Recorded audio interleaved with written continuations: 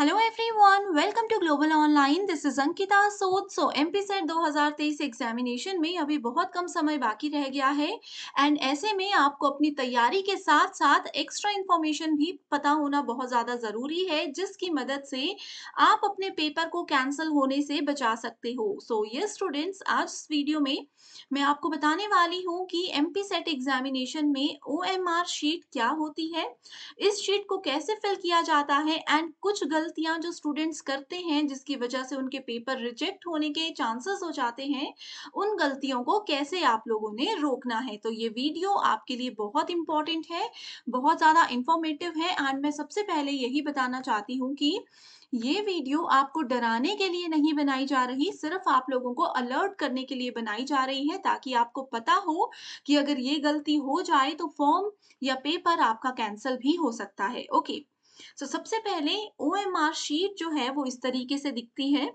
अब यहाँ पर वो बच्चे जो पहली बार कोई कॉम्पिटिटिव एग्जाम देने जा रहे हैं, उनको नहीं पता होगा कि ये क्या होती है। देखो, ये ओएमआर शीट है। जो भी आपका क्वेश्चन पेपर होगा, पेपर 1 एंड पेपर 2, उस दौरान आपको एक इसी तरह की शीट दी जाएगी जहां पर आपको अपने करेक्ट आंसर्स को लिखना है।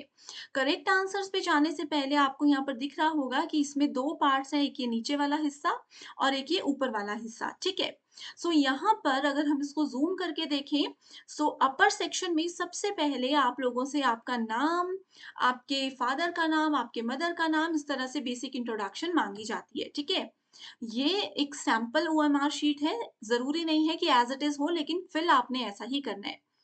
तो आप लोग कैसे इसको फिल करोगे? सबसे पहले यहाँ पर अपना नाम लिखना है। जैसे अगर मैं अपना नाम लिख दूं, इसको हम ऐसे देखते हैं। ठीक है, ये ब्लैक पेन आपके पास रहेगा, ब्लू पेन आपके पास रहेगा एंड ध्यान रखिए ब्लू बॉल पेन लेकर जाइएगा, जेल पेन मत ले जाना, क्योंकि अगर बारिश हो गई, पानी की एक बूंद भी गिर गई बाय चांस शीट पर, तो आपका लिखा हुआ वो सारा इंक साफ हो जाएगा। ठीक है, यहाँ पर आपको अपना नाम लिखना है।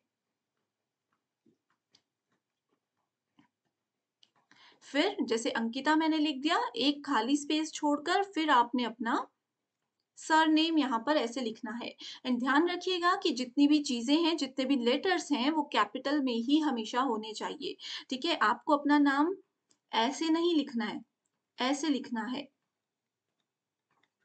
ओके, ये नाम लिखने के बाद ये नीचे इतने सारे जो गोले पड़े हुए हैं, इसमें क्या करना है? देखो, पहले इस गोले को आउटलाइन देनी है और फिर फिल कर देना है। यहाँ पर ए था, उसके बाद यहाँ पर एन है, देन वी हैव के, ऐसे अच्छे से गोला पूरा फिल होना चाहिए, नहीं तो एक्सेप्ट नहीं होंगी चीजें। ठीक है, तो पहली गलती जो बच्चे करते हैं वो क्या करते हैं, जैसे मान लीजिए इस वाले सर्कल को उन्होंने ऐसे ऐसे जल्दी जल्दी में इतना सा भर दिया। ठीक है, इस वाले सर्कल को इतना सा भर दिया, तो ये चीज आपका सिस्टम कभी भी स्कैन नहीं करेगा।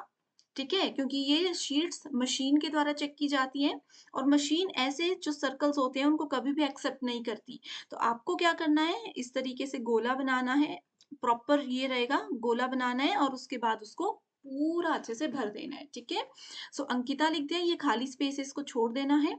उसके बाद सरनेम में आप इस तरीके से लिखोगे, इसको अच्छे से, ये हमने अपना पूरा नाम लिख दिया। तो ध्यान रखिएगा, आप लोगों को ये सब फिल करने के लिए बहुत समय दिया जाएगा। अब क्या होता है कि एग्जाम आपका 3 आवर्स का होता है ना, तो 3 घंटे के अलावा आपको ये सब काम करने के लिए, ये सब चीजें भरने के लिए एक्स्ट्रा समय दिया जाएगा।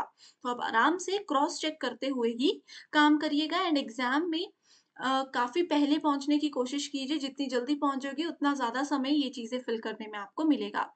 रोल नंबर जैसे मान लीजिए मेरा है 02149। ठीक है, यहाँ पर इसी तरीके से 0 है, फिर 2 है, फिर we have 1, then we have 4 and we have 9। ठीक है, यहाँ पर दो थोड़ा सा ये जो गोले मैं बना रही हूँ, ये जो सर्कल मैं फिल कर रही हूँ, ये थोड़ा सा क्लियर गोल नहीं हो रहे, लेकिन वहां पर जब आप दूसरे पेन से करोगे पेपर पे तो इजीली हो जाएगा। ठीक है, क्वेश्चन पेपर में आपका सेट लिखा होगा ए बी सी डी, जो भी है ए बी सी डी, उसको यहाँ पर लिखिए और यहाँ पर फिल भी जरूर कीजिएगा। ठीक है? सब्जेक्ट का कोड रहता है, जैसे पेपर 1 का कोड 1 रहता है, तो वहाँ पर क्वेश्चन पेपर में 001 होगा या 01 होगा, मोस्टली 01 होता है, तो आप उसको 01 ऐसे कर सकते हो, ठीक है? और वैसे भी अगर कोई कन्फ्यूजन हो किसी चीज़ को लेकर, तो आप इन्विजिलेटर से पूछ लीजिए। सो ये तो था बेसिक इंट्रोडक्शन, आपने अपना डिटेल्स कैसे फिल करनी है। अब बात आती है क्वेश्चन आंसर की। सो क्वेश्चन पेपर आपके सामने है, ये शीट अलग होगी। क्वेश्चन नंबर 1 आपने पढ़ लिया, मान लीजिए कि लेवल्स ऑफ टीचिंग कितने होते हैं? ए, बी, सी, डी, ठीक है? तो वहाँ पर ऑप्शंस देखिए और इस तरीके से फिल करते चलिए। आप लोगों को पता होगा कि इस एग्ज़ाम में किसी भी तरीके की नेगेटिव मार्किंग नहीं है, तो आप लोग तुक्का भी बहुत अच्छे से मार सकते हो। सो तुक्का मारने में ऐसा मत कीजिएगा कि यहाँ पर इस तरीके से कई बच्चे क्या करते हैं, ये ऐसे-ऐसे करके कुछ प्रिंट बनाने की कोशिश करते हैं। ऐसा मत कीजिएगा, कभी भी अगर तुक्का मारना ही है, तो बिल्कुल उस सीक्वेंस के सभी क्वेश्चंस को एक ही आंसर दीजिएगा। तो जाकर कहीं आपके चांसेस होंगे कि 5 में से 2 या 3 क्वेश्चन सही होंगे। अगर यहाँ-वहाँ भटकते फिरोगे इस तरीके से, तो चांसेस रहते हैं कि क्वेश्चंस गलत हो जाते हैं, ठीक है? खैर ये अलग चीज़ थी। अब इस वीडियो में भी मैंने काफ़ी आप लोगों को मदद करने की कोशिश की है।